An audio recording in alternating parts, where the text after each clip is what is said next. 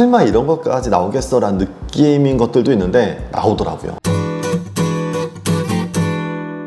자, 오늘은 여러분들 선배들이죠. 작년에 이제 원광대 의대를 합격한 친구들이 저한테 이제 합격 수기를 쭉 남겨주면서 이런 강의 좀 추천한다 라는 후배들을 위한 글을 좀 써서 보내줬고, 그걸 이제 최근에 이제 공지사항에 다시 한번 쭉 업로드를 했거든요. 그 공지사항에 업로드된 내용을 좀 읽으면서 이제 남은 하반기 공부법에 대한 거를 좀 선배들의 추천 공부법하고 같이 곁들여서 조언을 좀 해드릴게요.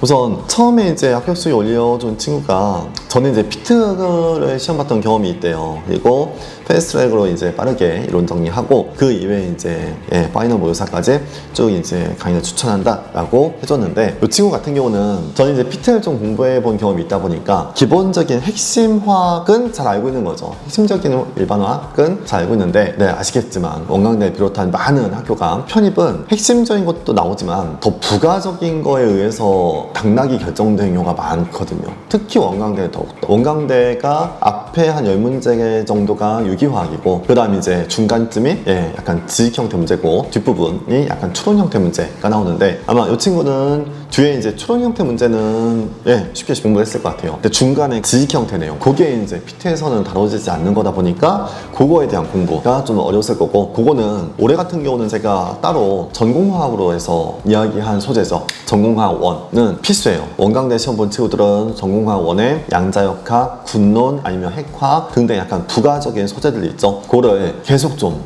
반복을 좀 해줘야 돼요. 그 내용이 나오니까 그거에 대한 공부를 좀 해야 된다는 거고, 그리고 이 친구가 이제 적어준 내용 중에서 단락 지식들을 노트로 만들어서 암기했습니다. 제가 수업 중간중간에 어딘가에 적어놔 해서 어딘가 노트라고 이야기하는 그거죠. 이제 내가 요건 좀 기억해야겠다 싶은 건 따로 모아놔야 된다는 거야. 모아놓고 자주 보는 거죠. 설마 이런 것까지 나오겠어 라는 느낌인 것들도 있는데 나오더라고요. 그래서 그것도 꾸준히 봐야 된다라는 것도 좀 같이 추천을 했고요. 그 다음 요것도 막판에서는 너무나 중요할 것 같은데 실제 이게 도움됐다는 친구들이 많아서 저도 굉장히 보람 있는 특강 중에 하나인데, 직전 특강이에요. 시험 보기 전에. 특히 작년 같은 경우는 단국대, 중앙대, 원광대 그게 3개 대학에 직전 특강을 했었고, 올해는 좀 더 다양하게 기획해서 더 많은 대학을 위한 직전 특강을 할 건데, 특히 원광대 같은 경우는 원광대 시험 보기 바로 이틀 전까지 수업을 쭉 했거든요. 물론 딱 3일 동안 3번에 걸쳐서 이야기한 내용인데, 그 강의가 그래도 시험 보기 바로 전에 감을 유지하기에는 괜찮은 특강이었다 싶어요. 왜냐면 원광대에서만 나오는 약간 독특한 소재들은 그때 다시 한번 쫙 전달하거든요. 군론도 그렇고 양자역학이나 아니면 좀 특이한 소재들 한번 쫙 모아서 이런 거 나올 수 있다는 걸 특강 때 한번 쫙 이야기하거든. 그리고 분명 나오거든요. 안 나올 리가 없죠. 그래서 특히 작년 같은 경우는 군론에 대한 점군 결정하는 거, 그게 또 그대로 나와가지고 학생들이 그래도 좀 도움 많이 받았다 라고 후기가 많았던 그런 특강이니까 올해는 더 철저하게 대비를 좀 해보고자 해요. 이번엔 특히 또 인터넷 강의 듣는 친구들도 어떻게든 수강할 수 있도록 마련할 테니까 그 직전 특강도 꼼꼼하게 한번 찾아오셨으면 좋겠고, 이런 이제 이 친구는 2년 준비했어요. 전년도에는 이제 조금 아쉽게 의학대 편입을 좀 실패했고, 다시 한번 해서 이제 올해 이제 원광대하고 대가대에 합격을 했는데, 자, 우선 원광대 합격할 때 추천했던 공부법은 타임어택이에요. 그래서 이 친구 같은 경우는 타임어택을 이제 어떻게 대비했었다라는 거를 조금 구체적으로 후기에 좀 남겨주었네요. 타임어택이 전체 범위를 시간 안에 빠르게 푸는 형태의 모의고사인데, 이 전체 범위 모의고사가 이 시장이 많지 않다 보니까 이게 굉장히 좀 좋은 컨텐츠로 좀 아껴서 공부했던 것 같아요. 그래서 전 실제 현장에서는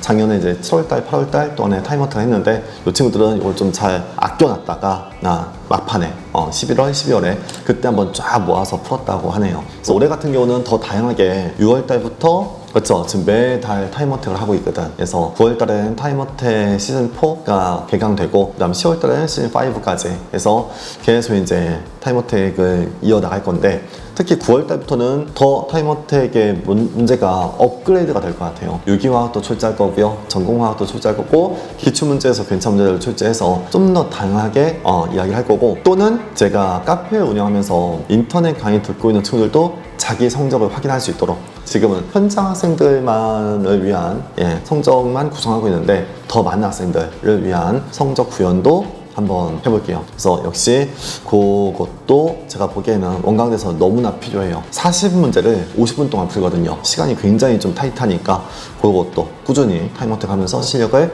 쌓아두면 좋겠다 싶은 거고요.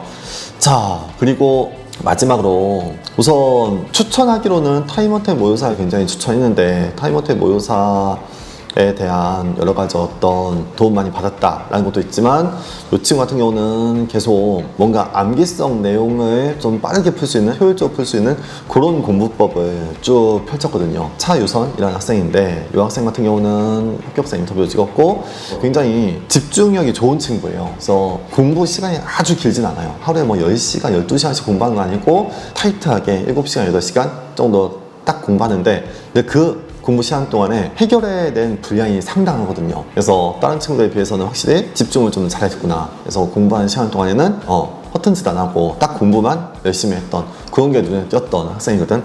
그래서 마지막으로 갈수록 하반기로 갈수록 여러분들이 이게 진짜 필요해요. 집중할 수 있는 시간을 늘리는 게 중요해요. 앉아있는 시간 말고요. 그냥 독서실에서 앉아서 공부하는 시간 그거 말고 집중하는 시간. 그래서 한 공부를 너무 길게 하지 마시고요. 화학을 공부하더라도 이론 공부하는 시간, 문제 푸는 시간 또는 암기를 할 시간을 구분해가지고 그걸 이제 조금 다양하게 공부를 하면 집중을 좀 오랫동안 끌고 갈 수 있을 거야. 그렇게 해서 마지막 하반기를 보내면 충분히 여러분들이 원하는 대학을 합격할 수 있지 않을까 싶어요. 자, 그래서 원광대는 결국에 특이한 문제가 많이 나온다. 첫 번째. 그리고 타임어택. 시간 안에 빠르게 문제 푸는 게 중요하다. 이 두 가지를 잘 해결하면 여러분들도 충분히 원하는 점수를 얻을 수 있을 겁니다.